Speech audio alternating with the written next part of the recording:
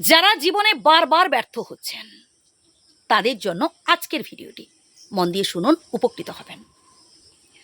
সর্বপ্রথম নেগেটিভ চিন্তাগুলো মাথা থেকে আউট করুন তো। আমি পারবো না, আমার অর্থবল নেই, আমার না আছে বাহুবল, না আছে লোকবল, আত্মীয় স্বজন বন্ধু বান্ধব কেউই তো আমার পাশে নেই, আমার দ্বারা হবে না। এই নেগেটিভ চিন্তাগুলো মাথা থেকে আউট করুন, পজিটিভ চিন্তা করতে থাকুন, পজিটিভ ফোর্স আনুন।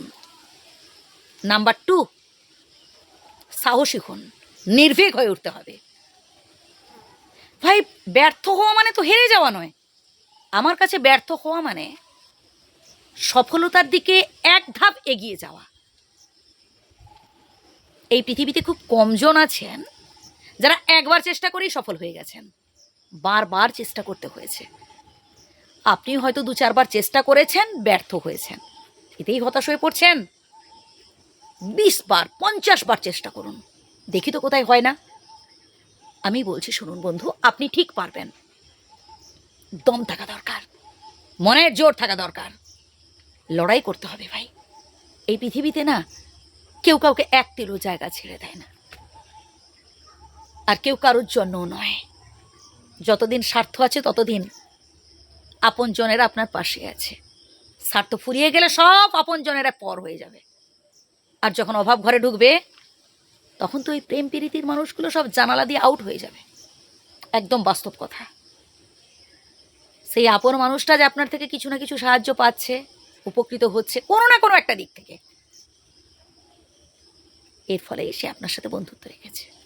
আমি ব্যতিক্রম আছে, আমি সে কথাই আসছি না, কিন্তু অধিকাংশ জনের ক্ষেত্রে বলছি ভাই, যেই মানুষটাকে আজ আপনি বিশ্বাস করে ফেলবেন, পরবর্তীকালে দেখবেন সেই মানুষটাই আপনার সাথে বিশ্বাসঘাতকতা করছে। এমন অনেকের জীবনে ঘটেছে। আপনারা যারা শুনছেন, আপনাদের অনেকের লাইফের সাথে মিলে যেতে পারে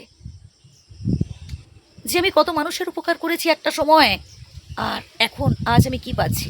কে?